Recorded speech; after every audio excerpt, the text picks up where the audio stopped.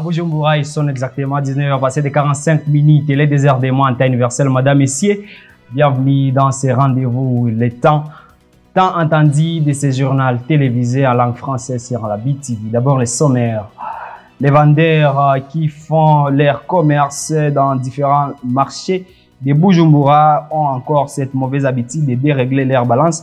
On va suivre beaucoup plus de précisions de M. Séverin Sinda Ikengera. Il est directeur général de la BBN. Et dans ce même journal, les vendeurs des produits fabriqués à base des œufs s'indignent de la hausse des prix de ces derniers. C'est tout pour les sommaires. Bienvenue si vous nous rejoignez, madame.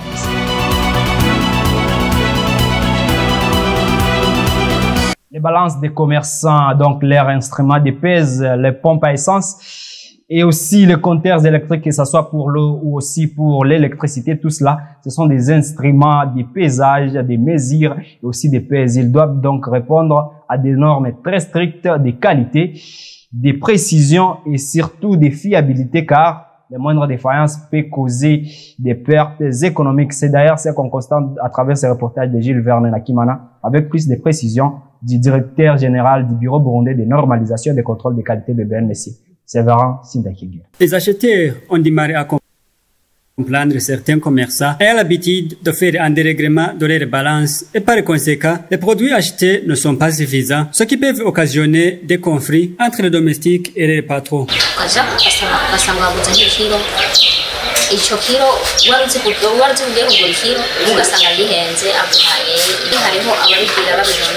Il y a les commerçants qui le font exprès et les autres qui le font inconsciemment, ce qui occasionne la perte pour les acheteurs. Pour nous, quelquefois, nous perdons. Par exemple, quand on achète 5 kilos et on se retrouve à la maison avec 4 kilos.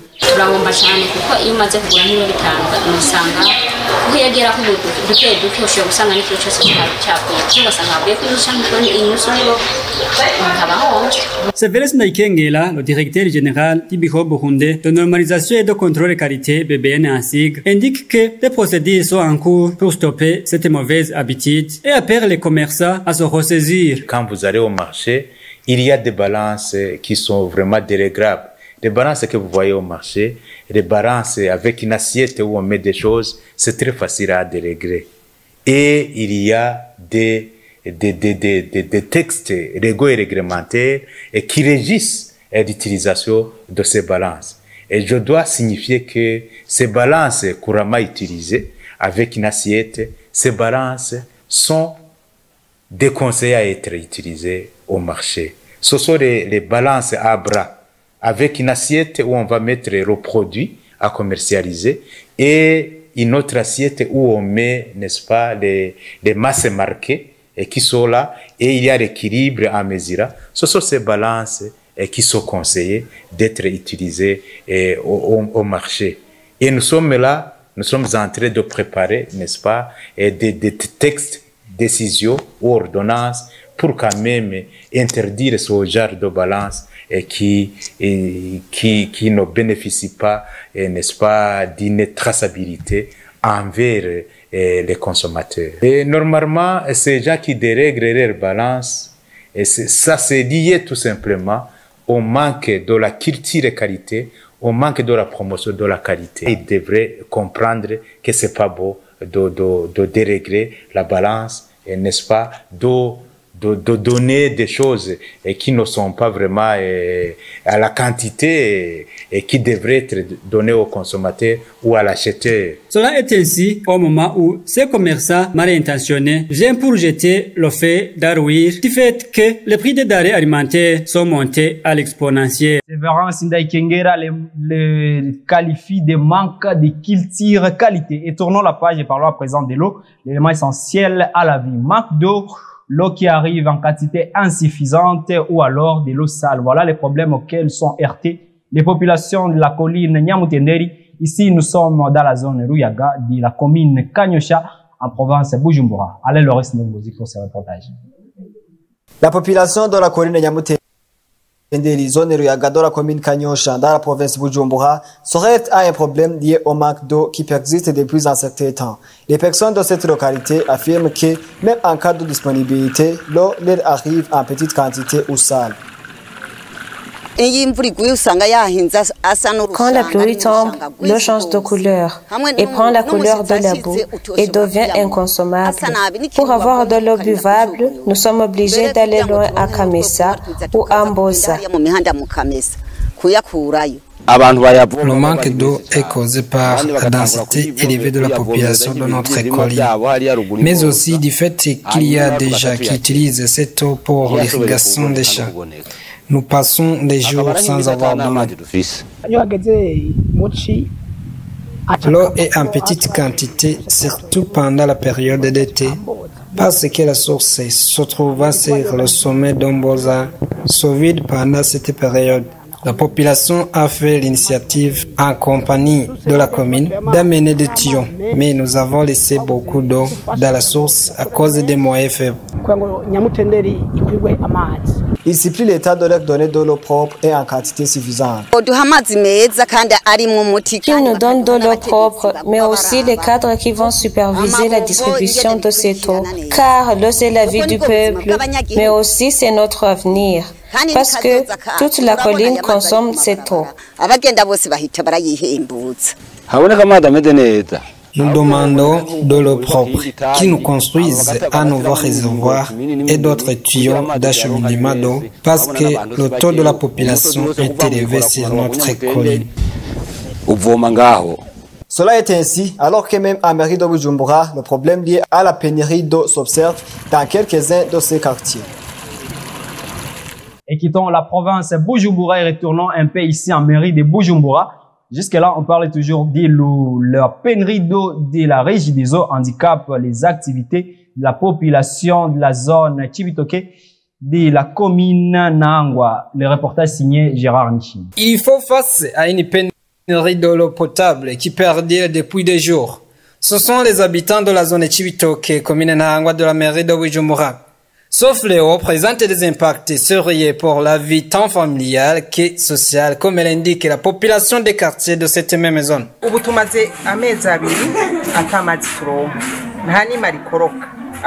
Il y a plus de 2 mois que nous ne voyons même pas une goutte d'eau sur presque tous les robinets de notre quartier.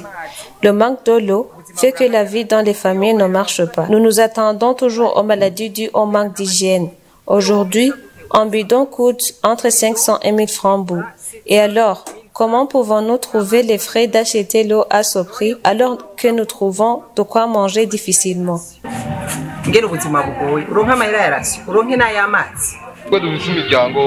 Rarement, l'eau vient entre 2h et 4h. Cela fait que nos enfants ne puissent pas se présenter à l'école à temps. Maintenant, les robinets à l'enclos sont déjà fermés. Ils nous aident vraiment à rien. La question du manque d'eau est une réalité. À part que dans notre quartier, l'eau peut se trouver.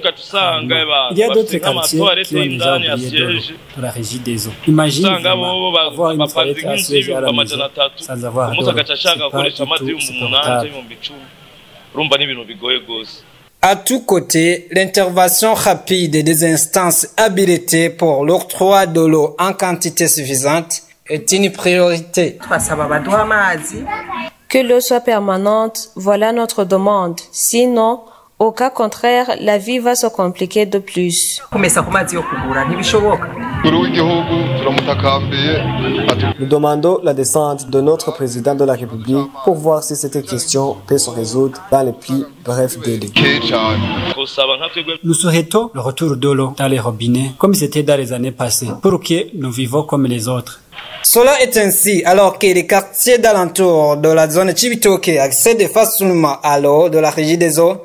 Même si, dans ces quartiers, les cas de coupures répétitives se remarquent toujours. Toujours avec vous, Gérard Nissim, les vendeurs des produits fabriqués à base des œufs s'indignent des hausses des prix de ces derniers. Ils se sont lancés dans la commercialisation aussi, la fabrication de la farine à base la pâte de farine à base de bleu, accompagnée des œufs humains, ce qu'on appelle actuellement les chapati ou alors les Rolex. La flambée exponentielle Du prix d'œuf inquiète les commerçants des produits utilisant ces derniers comme matière première à mairie de Bujumbura. Les commerçants rencontrés sur place martèlent qu'à part de s'approvisionner ces œufs avec difficulté, le prix de ceux-ci est trop cher, ce qui fait que leurs activités ne prospèrent pas.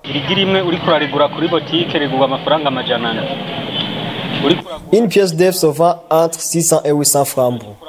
Son prix est pratiqué par les grossistes. Pour les détaillants, c'est autre chose. Cela fait que nous qui font du commerce, nous travaillons toujours par perte. À côté des œufs, nous utilisons aussi des autres matières pour la fabrication de nos produits, mais ces matières sont aussi plus chères. Ça ne nous facilite pas vraiment.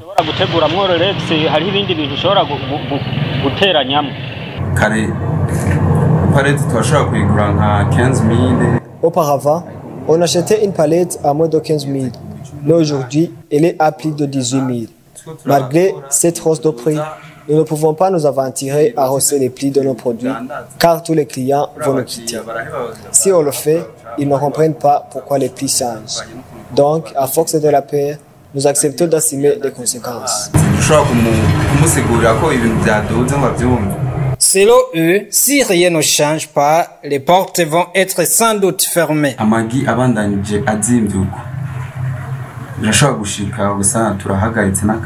Sans doute, si les prix ne baissent pas, nous voyons que les pertes que nous subissons vont donner la fermeture des portes, car nous ne pouvons pas continuer de travailler sans même trouver les frais de location, sans oublier qu'on doit payer les ouvriers qui nous aident dans notre travail.